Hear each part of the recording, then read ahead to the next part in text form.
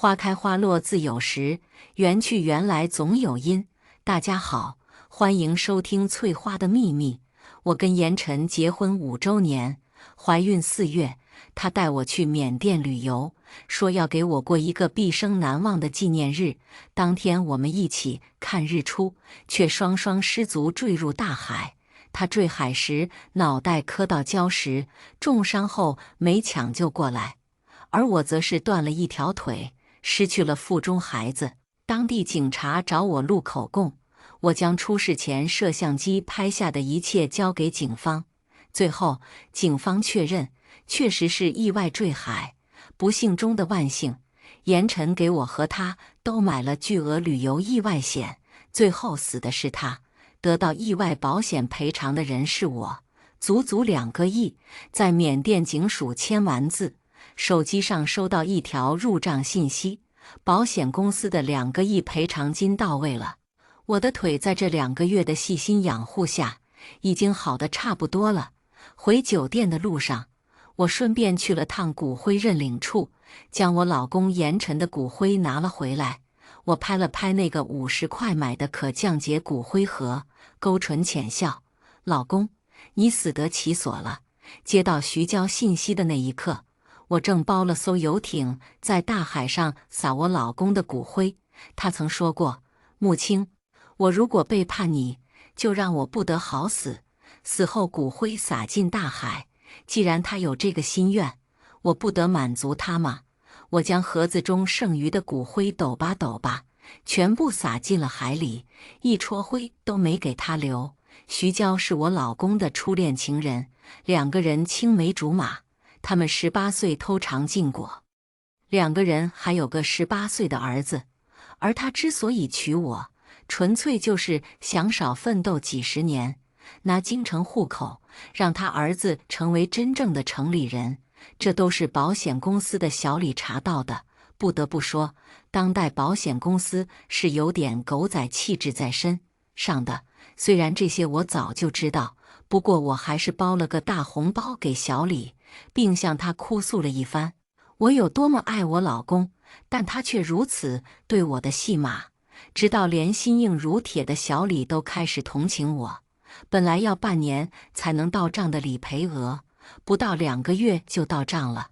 虽然保险公司也在怀疑这起意外事件，但是他们没有证据证明不是意外，一点也不影响我继承巨额保险赔偿金。毕竟保险是在缅甸买的，他为了不让我起疑心，买的保险是一人受益人，我的受益人是他，他的受益人是我。而且这件事连徐娇都不知道，再亲密的爱人，在金钱面前都爱留心眼子。这2个月来，我时不时用严晨的手机跟徐娇聊天：“老公，你什么时候回来？我和儿子都想你了。”附带了张少年拿奖的照片。严晨的儿子徐俊长得跟他有7、8分的相似。看着徐俊那双漆黑的双眸，我笑了笑，回道：“快了。”徐娇回：“他肚子里的孩子解决了吗？”“当然，不过不是他，而是他。老公，我们一家人会生生世世在一起。”徐娇人如其名，是真的会撒娇。我讥讽地笑了下。奈何桥边我等你和俊俊，讨厌，我等你回来。我转动右手中指上的戒指，将手中的骨灰盒扔进大海，看着盒子一点点沉下去，通体舒畅。他杀了我的孩子，父债子偿，我要他们全家在地狱一起生生世世。我悄悄买了头等舱的机票，回到了京城，顺便雇了几个人去拖住在乡下老家的严晨父母，将剩余的事情安排妥当。我回到别墅的时候，已经是半夜3点。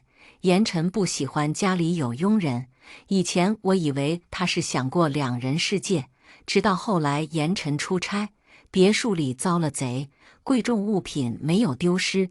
我因为害怕装了套隐匿的监控，却因为工作太忙，忘记了告诉严晨。我无意中查看监控，发现他偷偷在我的牛奶里放安眠药，只是为了跟徐娇2个人在客房幽会。两个人在我眼皮子底下偷情。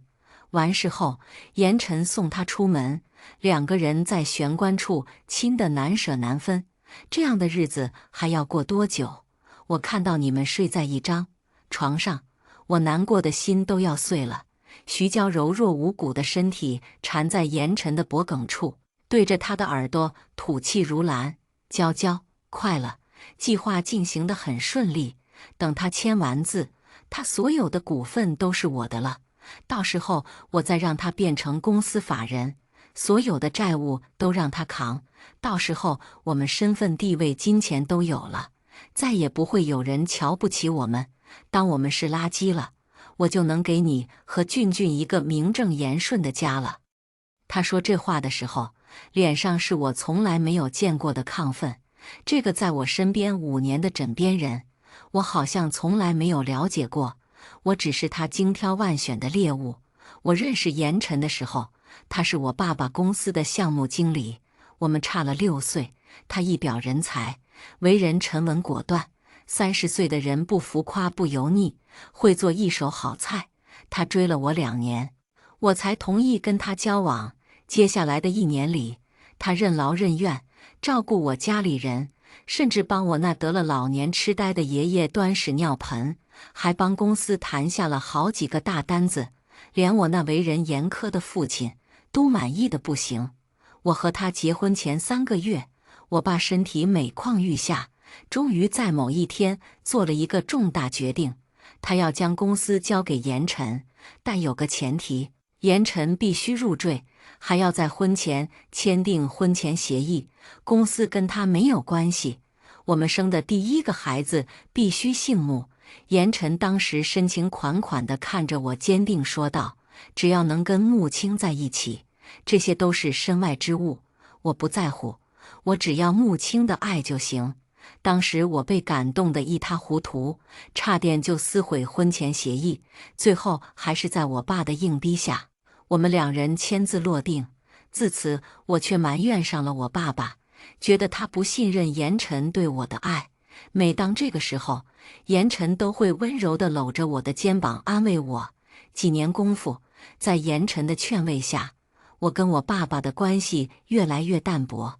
后来他因为身体原因直接住进了疗养院，我甚至1年半载才想到去看看他，而我成了那个只能依靠严晨的穆青。特别是结婚5年，我的肚子却一点动静都没有。严晨不停地安慰我，说可能在公司压力太大了，他让我自己成立工作室，让我离开了穆氏。后来他不停地说，是因为我身体的原因不能怀孕。在他每天的牛奶和言语的安慰下，我开始变得疑神疑鬼，越来越沮丧。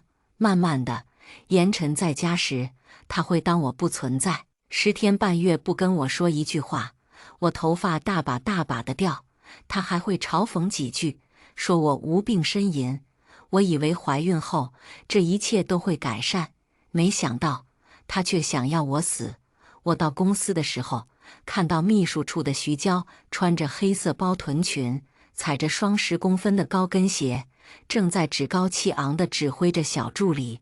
严总不喜欢百合，赶紧拿出去扔了。小助理咬了下唇，喃喃道：“可是穆总喜欢百合，上回严总还说每天1束新鲜百合花，穆总来的时候看见百合，心情才会好。”徐娇听到小助理提起我的名字，整张脸都憋红了，怒气冲冲道：“我说了换掉就换掉，严总回来后自然由我跟他说。”小助理最后不情不愿地将百合花拿了出去。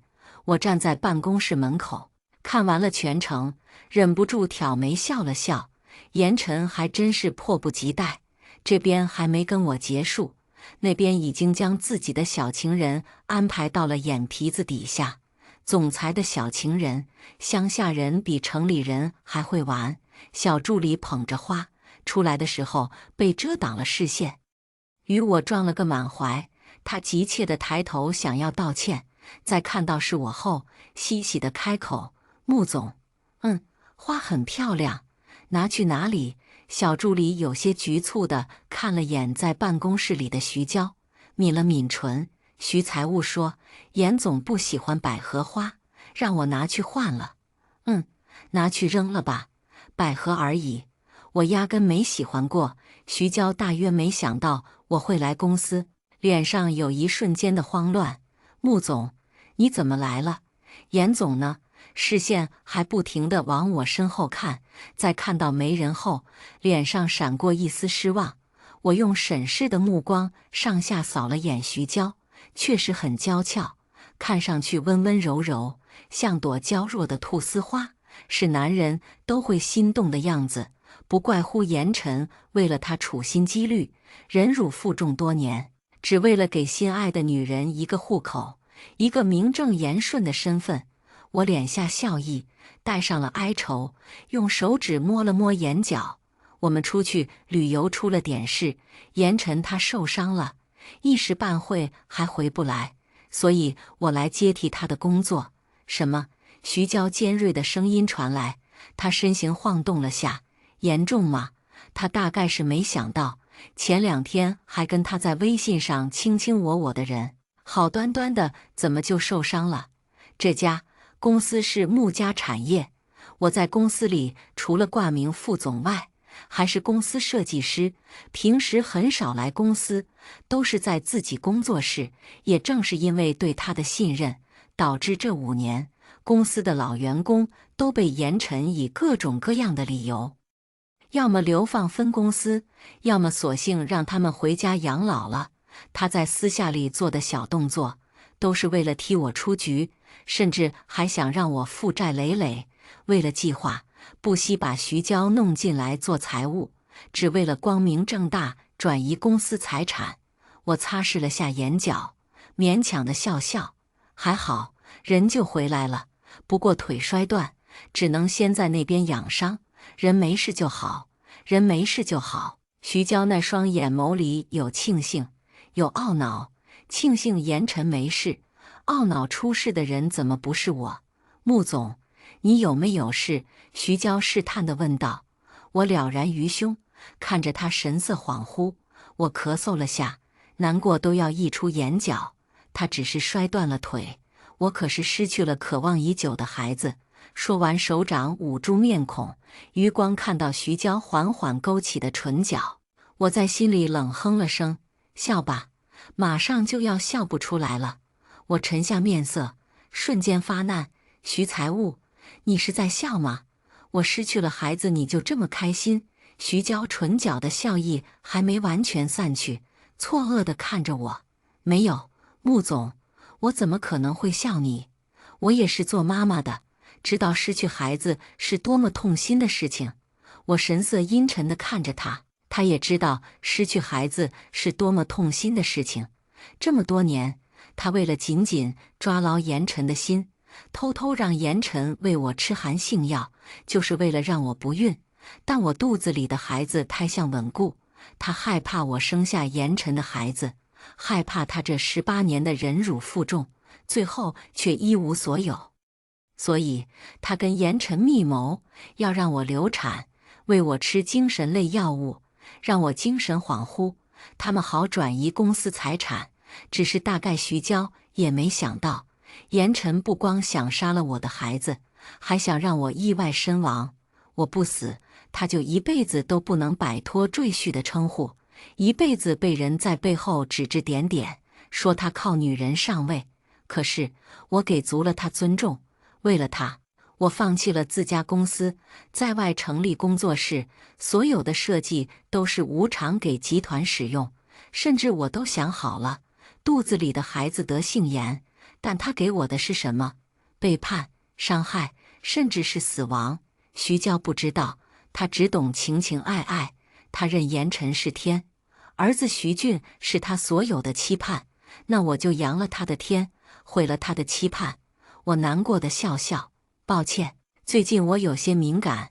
他还试图安慰我：“穆总，小月子得注意身体，公司里一切顺利，你先在家好好休息，你还年轻，以后跟严总还会有的。”他的眼角有藏不住的笑意，估计现在内心已经兴奋极了。不会了，以后都不会有了。我勾唇浅笑了下。严晨都死了，我跟一个死人有什么以后？从公司回来，我就去见了最好的闺蜜。她与我不同，她明媚张扬，而我温柔如水。同样的年纪，我在向往爱情，她却另辟蹊径，将不入流的生意做得风生水起。她名下有6家会所，她周旋在男人间，万花丛中过，片叶不沾身。男人却心甘情愿捧着大把的钞票，视她如女神。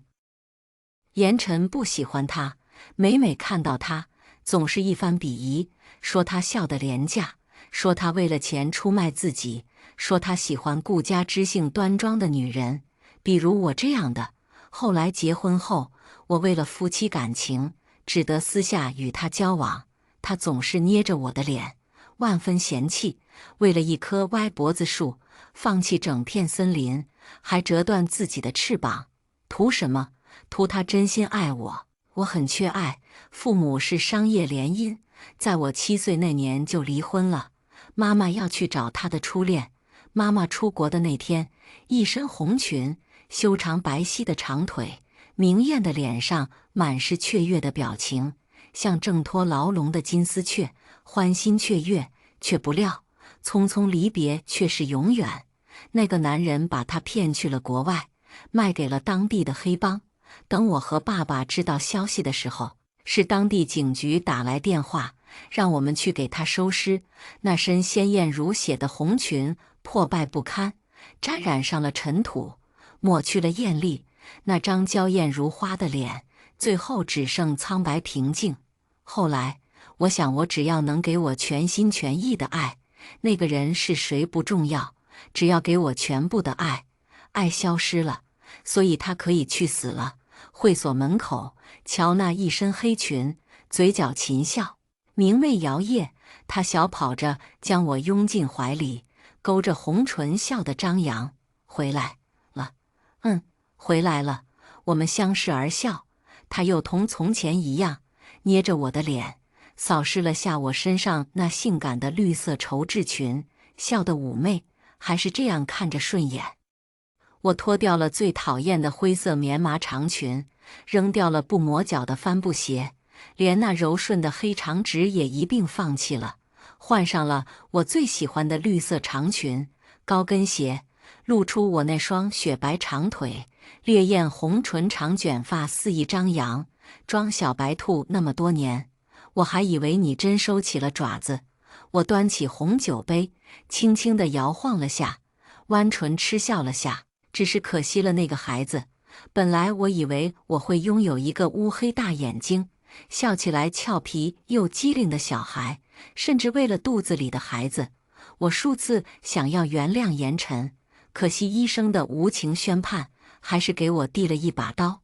那个孩子因为我常年吃精神类药物，畸形了。你来得正好，等等可以好好看出戏，这几天我都看腻味了。乔娜冲我眨眨眼，笑得狡黠。夜晚的会所纸醉金迷，楼下的酒吧里，每个人在舞池里尽情释放着自己的荷尔蒙，仰着头，闭着眼，摇头晃脑，随着音乐起舞。服务生穿着低胸的衣服，堪堪过大腿根的短裙，一副兔女郎的打扮，楚楚可怜的妆容，轻声软语，推销着自己手上的酒水。我好奇地撑着下颌，左右扫视。自从结婚后，我已经忘了酒吧的模样，贤妻良母的面具戴久了，早就忘记怎么摘除了。乔娜笑盈盈，整个人往后仰倒在沙发上，卷着手上的头发，慵懒惬意。那个小姚，就是你当初选中的人。我随着他的视线望过去，隔壁不远处的桌台上，穿着兔女郎小裙子，娇小的身材，长着一双无辜的杏眸，皮肤白得发亮，正局促地跟坐在椅子上的几个中年男人推销着手里的酒。老板，今天买6瓶啤酒送1瓶，你们要不要来点？话还没说完，耳朵尖却已经红了。这纯情的模样，很难不激发男人的劣根性。果然，离得最近的中年男人伸手搂住了小瑶的腰肢，指尖还偷偷掐了把她的腰，色眯眯道：“叫什么老板？叫哥哥。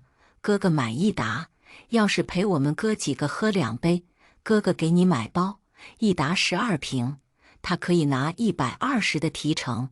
既然在酒吧上班，自然不会拒绝。但小瑶不一样，被男人禁锢住，她的眼圈下一秒就红了，义正辞严道：“请你放尊重，我只是推销酒。”几个中年男人仿佛听到了笑话，更加肆无忌惮地动起手来，装什么忠贞烈女，瞧不起老子。男人从钱包里拿出一沓红纸币，现在你把这瓶酒喝了，这些钱都是你的了。红纸币不薄，看上去最少也有2000，但小瑶就是咬紧红唇不说话，手指拽着衣角，红了眼睛。哭什么哭？今天不喝也得喝。酒吧里每时每刻都在发生新鲜的事，角落里的小打小闹根本无人发现。求你们别这样，我是正经人家的姑娘。小瑶满眼无辜，害怕地缩起肩膀。哪个正经人家的姑娘会来酒吧卖酒？男人们肆无忌惮地狂笑着，伸手就想摸小瑶嫩白的脸，手才刚刚抬起，就被横着冲进来的少年死死地握住了手腕。少年有双黑沉沉的双眸，抬手将那人的手指一根根用力往后掰。男人发出撕心裂肺的喊叫声：“痛痛痛！谁敢碰他，我就剁了他的手！”少年阴狠又不怕死的壮举，倒是让那几个油腻的中年人退缩了。我认得那张脸，严晨的宝贝儿子徐俊，到死这儿子也没幸上颜，而且跟徐娇平日营造出来的温顺听话的儿子大相径庭。现在的徐俊阴郁狠戾，更像是混社会的。小瑶在少年进来后，就躲在他的背后，娇弱地喊道：“阿俊，我怕他们敢碰你，我就弄死他们。”不过酒壮怂人胆，其中一个拿起桌上的啤酒瓶，趁徐俊不注意，在他的脑门上狠狠敲了下。乔那店里的啤酒瓶质量不是一般的好，都敲出咚的声音了。啤酒瓶也没破，瓶没破，头自然也没破。那几个中年人也害怕，在保安来之前从后门跑了。乔娜趁机拿了留在桌上的红票子，抽出几张给了小瑶，笑意不达眼底：“明天你就不用来了，老板娘，求求你，我需要这份工作。我要没有工作了，我爸会打死我的。”小瑶人美，哭起来自然也楚楚可怜，让人心生怜惜。别怕，我们走。你欠的那些钱，我帮你还。徐俊见不得心上人受委屈，那几百万对于他来说有些困难，但他知道谁能给他钱。阿俊，我不能拖累你，你走吧，我只要记得你的好就可以了。梨花带雨，我见犹怜的小瑶，恰到好处地掌握着分寸。18岁的愣头青怎么能逃得过熟女的刻意为之？当即放下豪言壮语：“我爸有钱，几百万对他来说不过就是1辆车1套房的事。阿瑶，我不会让你再受委屈了。”我目送着他们离开了酒吧，出门的一瞬间，小瑶似乎感受到了什么，回头冲我淡淡一笑。她是我花了50万雇来的骗婚女，已经从事仙人跳5、6年了，经验丰富，人设完美，演技堪比一线明星。乔娜拍手叫好，真是绝了！我倒真想把她留下来，专业人干专业事。我笑的是真开心。我是什么时候发现严晨用我家的钱养他的初恋的？大约是他开始对我冷暴力，让我妥协，然后在我一次次的妥协中，他变本加厉，要钱要权，还想要自由。要不是他的眉眼像我那早死的妈，我想我是真不能忍受的。我想要的爱他给不了。直到1年前，他开始听从徐娇的枕边风，对我下药，让我变得糊涂，整日昏睡的时候，趁机将穆氏集团最后的老班底全部开除，甚至将夫妻共同财产转移。我对他连最后一点愧疚也没有了。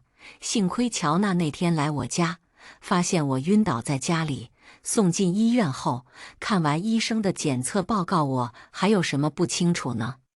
只是当时我已经怀孕2个月，为了孩子，我必须拿回属于穆家的一切。我垂眸望着手机，手机里宝贝儿子的电话响起，我镇定自若地接起电话。现在 AI 技术发达，我在手机里植入了新型软件，会根据原主人留下的音频、声音、动态画面，模拟出几乎接近99%的相似度。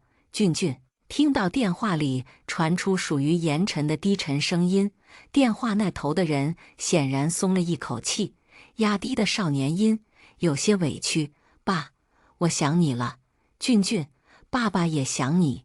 是不是又要参加比赛，要报名费？”说出这句话的时候，我恶心坏了。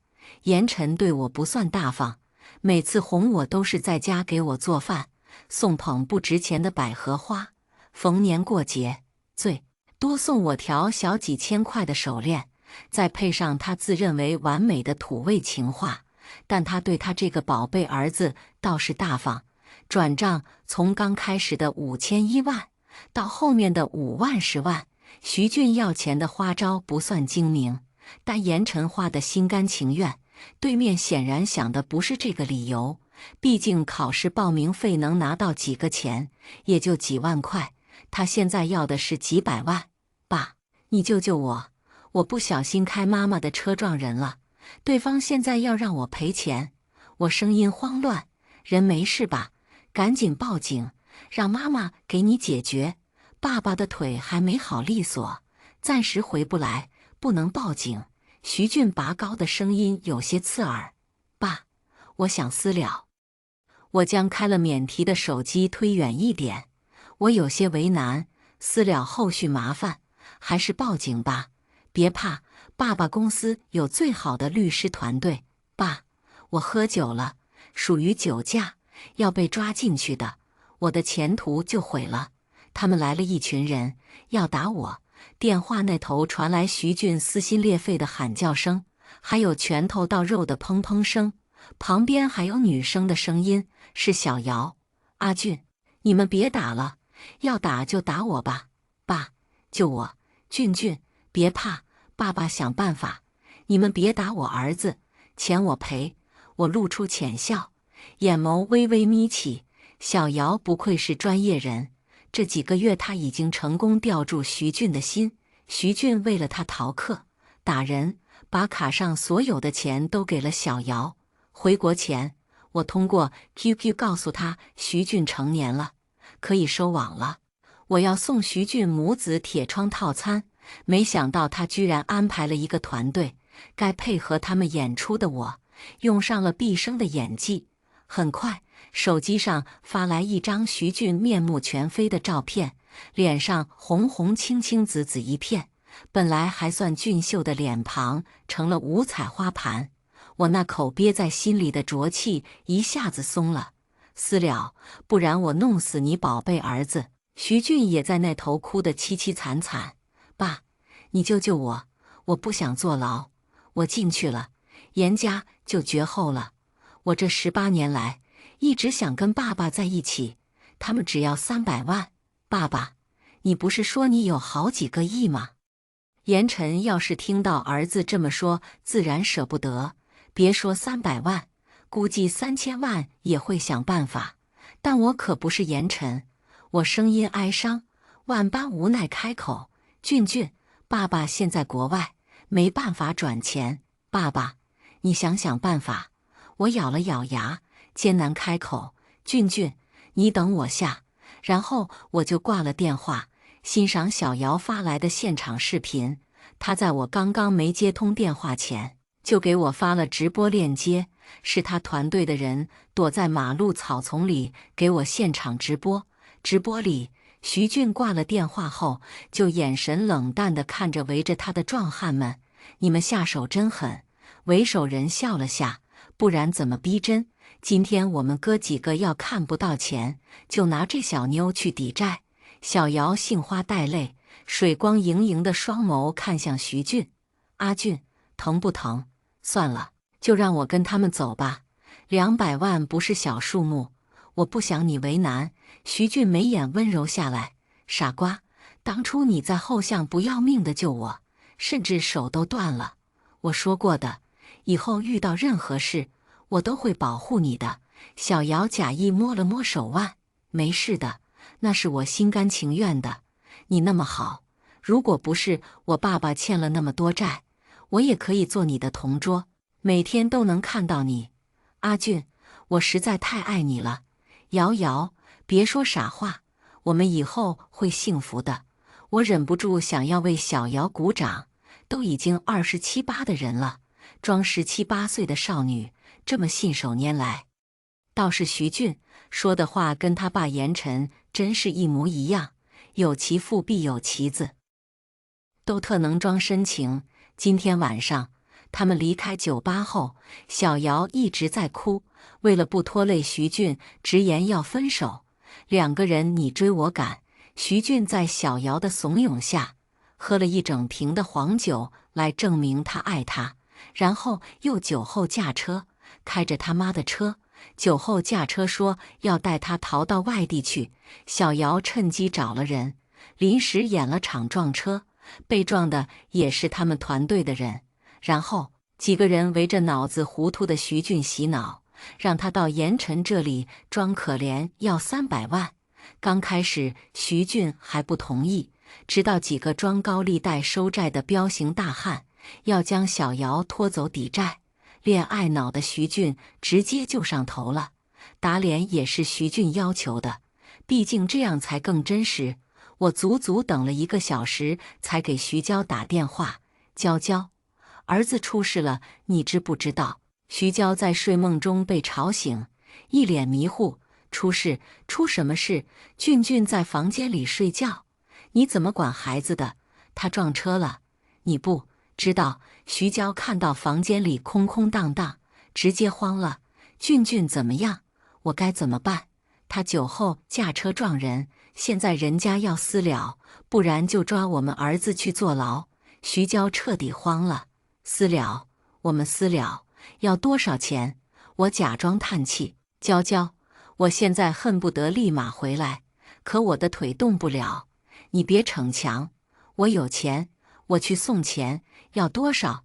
我知道严晨让他转移公司财产，用的是采购的名义，不过刚开始运作，能赚走的钱也有限，算下来还没超过500万。这笔钱被徐娇换成了金条，藏在家里。300万，徐娇犹豫了，这么多，他弄了2个多月，才转走了400多万，这一下直接去了大半。钱，现在钱重要还是儿子重要？严晨平日在徐娇面前就是大男子主义，他们2个的关系本来就不平等，在我身边做低服小的姿态，在徐娇这里他就是说1不2。果然徐娇被吓到了，我现在立马拿钱去救儿子。徐娇倒是动作麻利，将金条装进包里，就直接去了事故现场。徐俊看到他的时候，气势一下子弱了下来，讷讷地喊了声：“妈，你怎么来了？儿子，你没事吧？你爸打给我，我都吓死了。”徐娇看儿子鼻青脸肿的模样，哪里还会怀疑，直接将手上的包递给车主：“这里是金条，赔偿足够了吧？这可不是买车钱，这是你儿子的买命钱，他可是酒驾闯红灯，还想逃逸。”徐娇眼眸怒睁，一句话也不敢多说。徐俊看得急，他跟车主的私了金额是100万，剩下的200万他要替瑶瑶还债的。他没想到爸爸没有转账，直接叫来了妈妈，他都不知道自己妈妈居然能一下子拿出几百万，早知道就不用被打一顿了。他妈对他可是百依百顺。妈，你先去车里。徐娇还在不停地摸着徐俊的脸，我看看哪里受伤了。徐俊现在可没心思在脸上，怒喝道：“去车上待着！”徐娇被吓了一跳。平日里儿子脾气大，主意也大，这几年他大了，也是他教他怎么笼络严晨的心，所以他哪怕不情不愿，还是先去车上待着了。当然也见到了小瑶。徐娇虽然柔弱，但并不笨。她从车上看到儿子将那袋子金条分成2份，交给2个人，一个拿着金条直接开车走了，另一伙人拍了拍他的脸后，又笑着指了指车子，转身走了。徐娇听到高利贷，给小瑶还债，还有什么不懂的呢？2个人直接在车里打了起来。狐狸精，你勾引我儿子，还让他帮你还债。阿姨，我没有。小瑶也不躲，反而把脸凑过去任徐娇打，白皙的脸上清晰的巴掌印，扎成丸子头的头发洒落在肩膀，看上去楚楚可怜，毫无还手之力。小瑶一下子冲下车，徐娇在后面还想扇巴掌。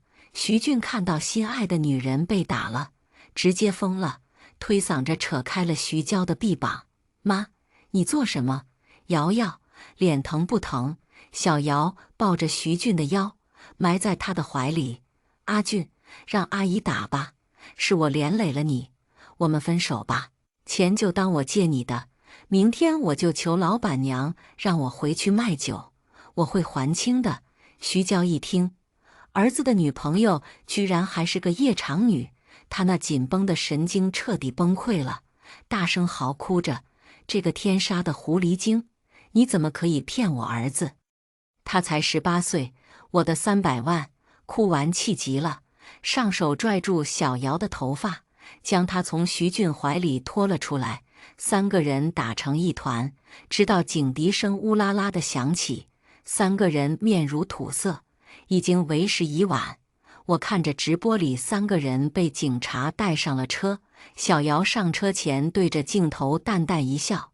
我将手机的复制卡取出，用力掰断，将它扔进了马桶，又打电话给我找的那个黑客，让他消除我这段时间里与徐家母子的所有联系痕迹。我点开手机上的定位，看到属于严晨的手机还在海里，满意的笑了下。死人做的事，还是让死人背锅吧。看看时间，我还能再眯几个小时。第2天一早，警察就找到了别墅。穆青女士，严晨是你丈夫吗？是啊，不过他已经死了。你们找他什么事？我神情哀伤地看着门口的警察，倒是他们满脸惊叹。死了？对，2个月前，他跟我去缅甸旅游，意外坠海，已经死了。门口的警察立马开始打电话。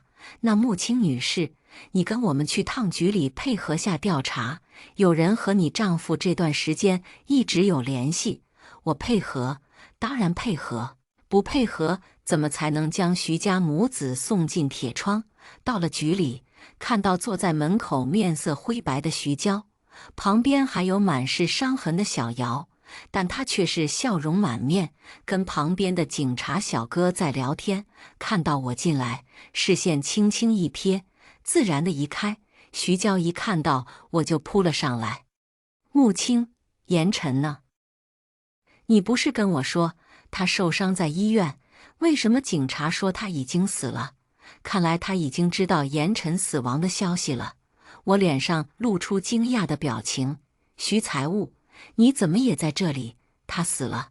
临死前他说为了公司要掩藏他的死讯，你别跟我装，严晨肯定是你害死的，他是你老公，你怎么能杀了他？他死了我怎么办？徐娇口不择言。我老公跟你什么关系？我整个人颤抖，反手抓住他的臂膀，用新做的美甲狠狠掐进他的肉里。旁边的警察都一脸同情地看着我，一位中年女警察看不过去，冷冷说道：“他是你老公的出轨对象，不可能。”徐财务她有老公的，她还有个儿子。她说她很幸福，她跟老公是初恋，他们儿子都已经18岁了。徐娇已经疯魔了，骤然听到严晨死讯，儿子又被关进了审问室，酒后驾车撞人，逃逸不成，还事后私了，算下来要判好几年。严晨就是我老公，我们青梅竹马，要不是你，我们早就结婚了，我们一家人也不会被分离。我一脸不敢相信，眼泪流了下来。我老公很爱我的，我们结婚5年了，我们还有孩子，他是为了保护我跟孩子才跟我一起意外坠海的。他们的眼神瞬间复杂了起来，将徐娇扯进了旁边的审问室，扯了下嘴角，让我坐了下来。穆青女士，你先坐下，接下来我们要说的是，可能你一下子不能接受，你丈夫确实跟她在一起20几年了，他们有个儿子叫徐俊，你认识吗？不认识。我摇头。徐娇也是刚来公司没几个月，我对她不熟悉。警察拿出了很多材料，他们共同的家，一家人手挽手逛街，严晨出席徐俊的家长会，甚至还以徐俊父亲的名义给学校捐了一栋楼，名字叫陈俊楼。他给徐娇买几十万的包，给她在拍卖会上拍珠宝，美容院里几百万的充值，京郊别墅的家价值几千万，而他给我的不过就是廉价的几顿饭。我老公这是出轨了吗？我抬起水雾朦胧的双眸，素颜的脸上全是苍白。警察被噎住了，点了点头。道德层面上来说，算出轨，他没说出口的是严晨的行为比骗婚还恶劣，但也只能是道德层面的谴责。我悲痛欲绝，我真的没想到，他明明很爱我的，他会每天回来给我做饭。我生育困难，他也不嫌弃我。我工作做得不好，他还让我在家好好养着。这么好的人怎么就出轨了？我尽心尽力地扮演着柔弱爱他至死的妻子。警察同情地拍拍我的肩膀。这起交通事故，我们还查到徐娇拿的金条是从木市摊的采购费用，你丈夫还存在转移财产的情况，一张张一页页的证据放在我的面前。我埋首痛哭，他是因为救我跟孩子才死的，恩过相抵了。我不怪他。警察看我仿佛在看一个恋爱脑，爱执迷不悟，恨不得送我上山挖野菜，将家产拱手让人，还帮着老公养了他们全家。警察从门外又带进来一群人，除了昨天晚上被撞的人，还有一群花臂的高利贷，通通被关进了小黑屋。因为案件涉及的广，我暂时不能离开，警察给我安排了休息间。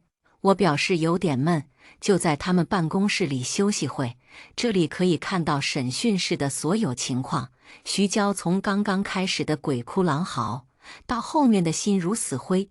徐俊知道自己在劫难逃后，索性一言不发。2个警察偷偷闲聊，这种男人也太垃圾了，骗婚上位，还想将自己老婆弄疯。那下药的剂量再吃几个月，他真成神经病了。缅甸那边有消息了吗？真是为了救他坠海的？有了，确实是意外坠海。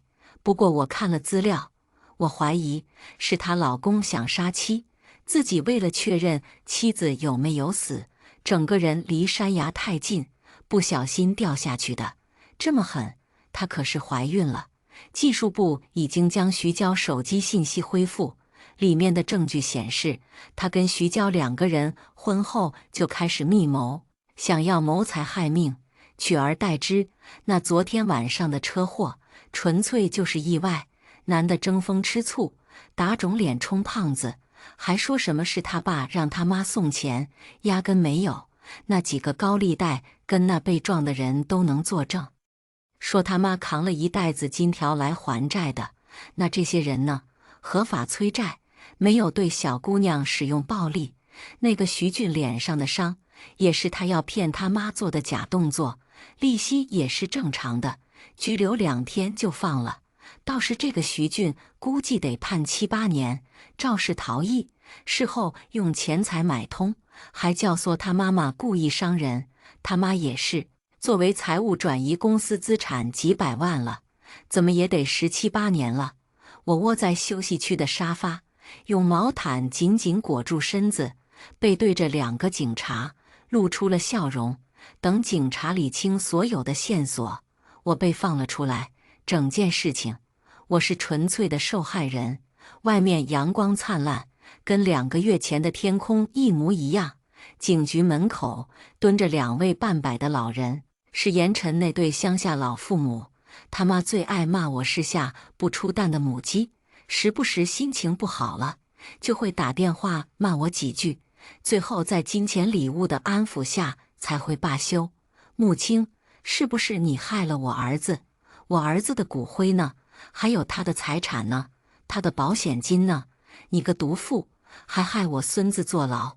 那老太太倒是对钱记得真牢，毕竟死了个大儿子，他们还有个小儿子，过惯了好日子，怎么还舍得去过穷日子？盐城给他们老2口在乡下买了座山，在山脚建造了栋别墅，足足几千平方，让盐家老小一堆人在里面享福，每年还要给他们100万的零花钱，连侄子侄女都是读国际学校，一年学费大几10万。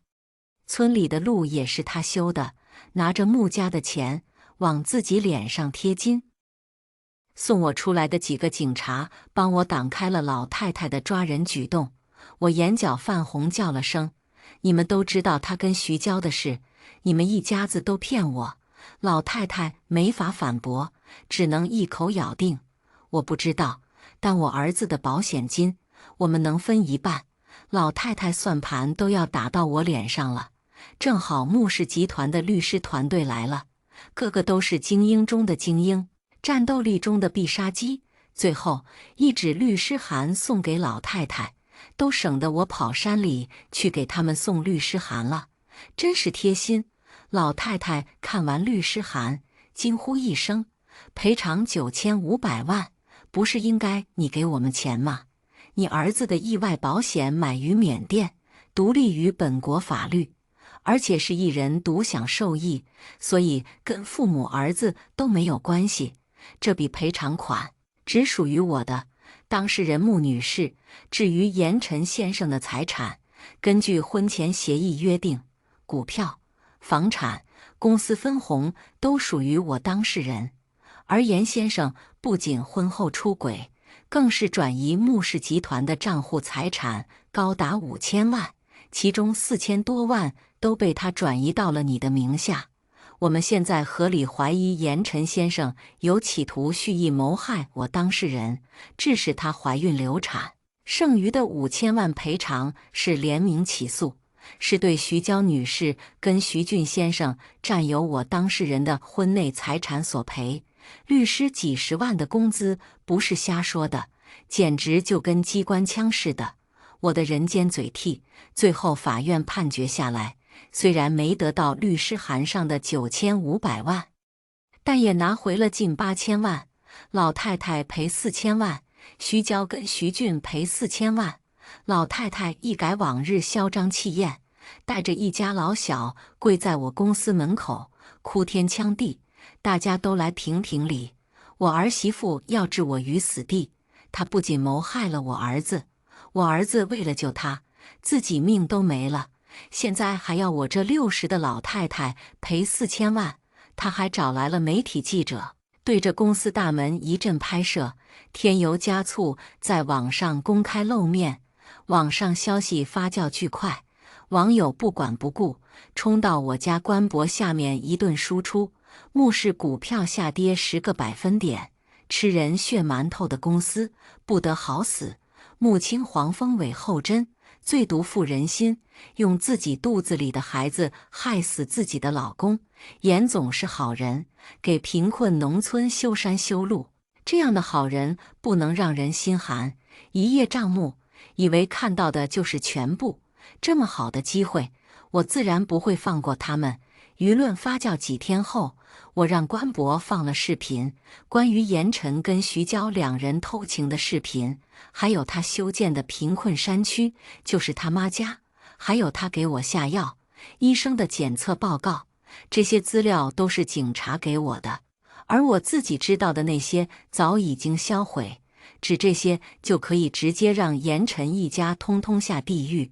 我买了2台100寸电视机，开始在公司门口循环播放，一台播放公开庭审记录，一台播放他儿子跟人偷情密谋害人的小电影，顺便中间插入广告，推销下集团下季度的新产品。一箭双雕，他们家的名声彻底臭了。本应该英勇救妻，牺牲自己的严晨，被打上了谋财害命，为了小三谋杀妻子的烙印。我的律师团队又给严晨他妈发了封律师函，诽谤造谣，导致公司损失高达上亿。严晨他妈收到律师函后直接晕了过去，被他那好吃懒做的小儿子扔进了粪坑。4000万已经掏空了他们的家底，卖了能卖的一切，现在上亿的索赔，他们家几辈子都会是老赖了。没了严晨保驾护航，都不用我太费心思，他家里那些吸血虫自己开始狗咬狗。事实证明，一年几百万养出来的律师团确实很牛逼。徐娇被判16年，等她出来时，她就是一个没社保、没老公、欠债几千万、一身病痛的50多岁老太太。而徐俊判了6年，进去还一直咒骂自己的妈妈，要不是他当街打架，就不会被人报警。哪怕他被查出转移财产，他也可以跟小姚有未来。而小姚那里，我直接打了200万，让他换个城市生活。那群高利贷出来后，直接进了集团旗下的分公司，做起了催债业务，主要客户就是严晨那一家子人。我曾经因为妈妈痛苦过，绝望过。认识严晨后，我试图跟过去的自己和解，跟他好好过日子。可是当我看到严晨那丑陋的面孔，与他的小情人谋算着要害我的可恶嘴脸，谋害了那个尚未出生的孩子，我忽然间就不想放过他们了。女人一旦没有爱情，自然也就清醒了。我早就知道严晨想要利用旅游让我摔倒，致使我流产。他倒是没想着现在要杀我，因为他还没转移完所有的财产，他只需要我听话就行。